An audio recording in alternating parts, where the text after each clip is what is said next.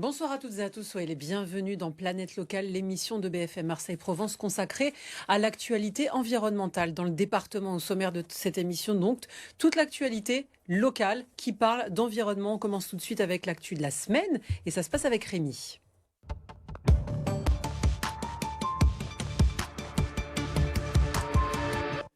Cette actualité, c'est la 6e édition de Loft à Bonne-Mère. Ça s'est passé à Marseille, évidemment. Oui, Notre-Dame de la Garde a été nettoyée. Hier, plusieurs associations ont organisé la 6e édition de Loft à Bonne-Mère. C'est une opération de ramassage autour de la célèbre basilique de Marseille.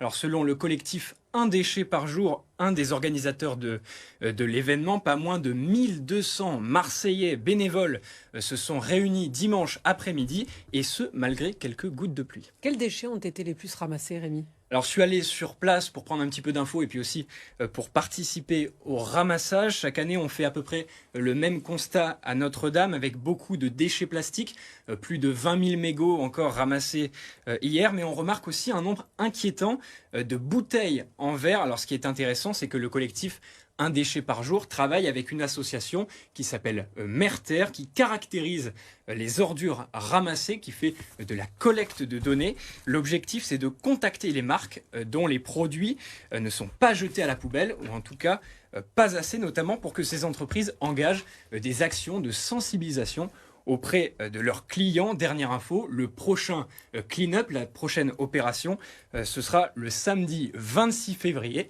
à l'Anse de la Fausse Monnaie dans le 7e arrondissement. Merci beaucoup Rémi. On passe à l'invité de Planète Locale. Bonjour Olivier Rovellotti. Bonjour. Vous êtes informaticien marseillais. Oui. Vous êtes également le créateur de Natural Solutions qui accompagne les acteurs de la biodiversité dans leurs projets numériques. Ça consiste en quoi concrètement ? Alors, on existe depuis une 14aine d'années. On est basé à Marseille sur le Vieux-Port, à la rue Sainte.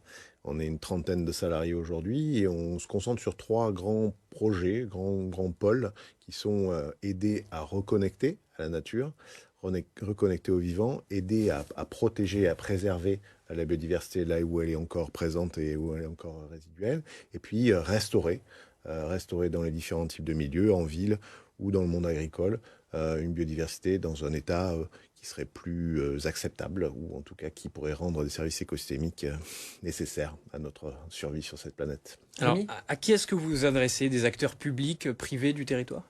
Alors, c'est principalement des acteurs publics ou parapublics. Donc, on a en client des métropoles, des villes, des départements, beaucoup de parcs nationaux et régionaux aujourd'hui, et puis un petit nombre de bureaux d'études qui sont spécialisés dans la gestion de biodiversité aussi, type Biotope, Ecomed, Ecosphère, ici Ecomed à Marseille. Alors concrètement, comment est-ce que ça se passe ? Est-ce que c'est vous qui démarchez ou est-ce que ce sont ces collectivités, ces acteurs aussi privés qui font appel à vos services ? Alors aujourd'hui on a 3 modèles économiques, on va dire. Un modèle économique de prestation de services sur du cahier des charges. Donc on nous contacte avec un cahier des charges et puis on va réaliser une application, une plateforme web. On crée des solutions sur mesure qu'on va mettre dans les mains de nos clients pour créer ou inventorier un espace naturel.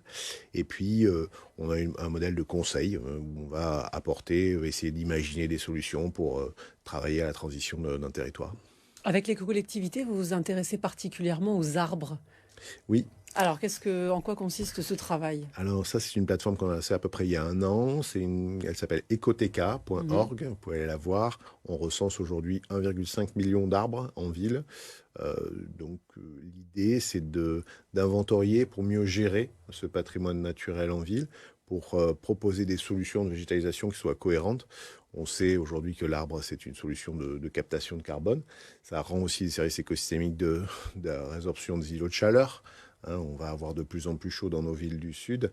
Donc l'arbre, c'est une solution à ce problème. Une solution Ça veut dire simple. quoi que vous dites c'est ce type d'arbre qu'il faut planter ? À Marseille, lesquels par exemple ? Eh bien, on pourrait travailler sur du local, sur du végétal local, le label qui est assez intéressant. On pourrait limiter la place du platane, qui serait aussi une approche peut-être plus résiliente, puisque avec le chancre coloré, pardon, le charançon non, le chancre coloré, pardon, oui, du platane. Il y a un gros problème à ce niveau-là. Ça représente à peu près 80% de l'arbre urbain aujourd'hui dans les communes et dans les villes de France. Donc, certes, c'est un arbre qui pousse assez vite et qui présente un certain nombre d'avantages. Ça pose problème sur la résilience de la ville et sur la biodiversité qu'elle peut entretenir, quoi. Vous travaillez aujourd'hui avec la ville de Marseille? Pas directement, mais on a des contacts étroits avec Christine Juste de la ville de Marseille, la biodiversité. On a aussi beaucoup de relations très étroites avec l'ancien responsable des espaces verts, qui fait plus ou moins partie de l'équipe aujourd'hui, Dominique Sarail. Donc c'est quelqu'un qui vient en expertise. On a en ce moment un très beau projet de recherche sur la trame verte urbaine avec le territoire de Montpellier, avec l'idée de développer des algorithmes de type graphe, d'intelligence artificielle pour déterminer, recréer une trame verte urbaine, pour que les individus, les papillons, les oiseaux puissent mieux se déplacer dans la ville. Concrètement, aujourd'hui, le numérique, c'est indispensable pour la transition énergétique. On ne peut pas ne pas passer, ne pas s'en servir. Transition énergétique, biodiversité sont forcément liés, hein. Nous, on est plutôt sur l'aspect biodiversité. Demain, je participe à un webinaire avec AgroParisTech Paris pour justement réfléchir à la question de biodiversité. Peut-elle sauver, le numérique peut-elle sauver la biodiversité? Je pense que c'est un outil. Parmi d'autres. Oui, et bien sûr. Et on s'adresse à une telle complexité qu'aujourd'hui, il est difficile de ne pas l'entrevoir sous l'angle du numérique. Moi, j'ai une question, c'est à quel moment dans votre formation d'informaticien vous avez pris ce virage écologique? Est-ce que c'est un constat personnel ou... Si je remonte dans le temps, moi je suis natif de Saint-Chamas, donc l'étang de Berre, et j'ai toujours vu dans ma jeunesse cet étang qui était mort, ou en tout cas on me disait il ne faut pas aller s'y baigner. Et donc je pense que ça m'a quand même assez marqué. Ça a été assez dur de vivre finalement à côté de ce désastre écologique. Je m'en suis rendu compte beaucoup plus longtemps après que finalement ce désastre écologique était devant mes fenêtres. Et donc cet engagement pour l'environnement, il a toujours été là. Et puis après, c'est un concours de circonstances, c'est un peu la chance qui m'a permis de vraiment travailler dans ce domaine. Merci beaucoup et vous restez avec nous parce que Rémi va nous présenter l'objet de la semaine.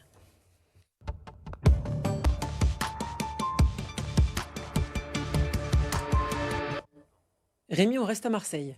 Oui, alors cette semaine, on fait un focus sur un des objets issus de la box écolo de Marseille Vert. C'est la bombe à fleurs Grainette. Je vous la montre. Grainette, c'est une société marseillaise qui vous propose de fleurir votre balcon tout en protégeant les abeilles et les bourdons de pollinisateurs menacés. Alors pour cela, elle a eu l'idée de fabriquer ce produit zéro plastique, la bombe à fleurs. Alors tiens, je te la passe comme ça, tu peux l'ouvrir. Tu peux continuer à déballer, j'avais commencé. Ah, tu avais commencé. Voilà.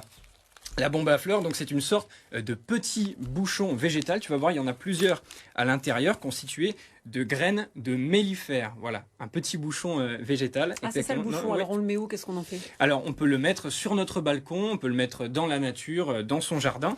On me dit dans l'oreillette, ne goûte pas, mais merci. Non. Je n'allais pas goûter. Non, je pense que c'est pas très bon. Voilà. Donc, sur le balcon, ok. Donc il est constitué de graines de mellifères, ce sont des plantes appréciées des pollinisateurs et que l'on jette donc simplement, comme je te l'ai dit, dans la nature, dans son jardin ou sur son balcon. Alors c'est une technique qui est ludique, inspirée de l'Égypte antique et qui protège les graines contre les oiseaux et les insectes. C'est là où est l'innovation. Alors au bout de quelques semaines et avec un petit peu d'eau, des fleurs sauvages riches en pollen vont pousser et les abeilles auront de quoi butiner. Vous aurez un balcon fleuri. Alors comptez quand même 20 € les 54 bombes à fleurs. C'est plutôt rentable. C'est plutôt rentable, oui. Alors, la société Grainette a créé une sorte de communauté de dizaines de milliers de clients, voilà, qu'elle appelle les pollinis acteurs. Donc, si vous voulez en faire partie, voilà. Vous connaissiez? Oui, enfin, c'est un projet qui existe depuis très longtemps. Enfin, il y a eu pas mal de tentatives de bombes à graines, mais là, c'est intéressant parce que c'est marseillais. Voilà, c'est marseillais. Alors, à l'origine, c'était sous forme un petit peu sphérique, et puis finalement, ils sont partis sur cette forme de bouchon végétal qui devait être plus pratique du point de vue logistique. Ça aussi, c'est un outil. En quoi ça peut être un outil parmi d'autres, justement, pour participer à cette biodiversité dans la région? Oui, bah, sur les friches urbaines, il y a forcément un enjeu assez fort de création de d'îlots de végétation. On l'a vu pendant le confinement, les gens apprécient de pouvoir se Rire. promener Ouais. dans un rayon d'1 kilomètre et ont réappris à apprécier justement la bonne mer, etc. Et donc découvrir cette biodiversité au pied de son immeuble, c'est quelque chose d'assez formidable. Ça s'est beaucoup fait à Paris, j'espère que ça se Et puis avec, déploiera à avec Marseille. le visa vert que délivre la ville de Marseille, on peut même le faire dans notre quartier. Voilà. Vous parliez tout à l'heure d'arbres dans la ville. Si on veut fleurir son balcon, est-ce que vous avez quelques conseils? Ben, utiliser ça, Alors ça, c'est déjà, très le très bien. premier. Très très bien, des mellifères, c'est très bien, et puis du local, essayer de travailler sur le local. Bon, à Marseille, on a la problématique du Mistral, il faut faire Attention. attention, voilà, côté nord, côté sud, c'est pas du tout la même chose.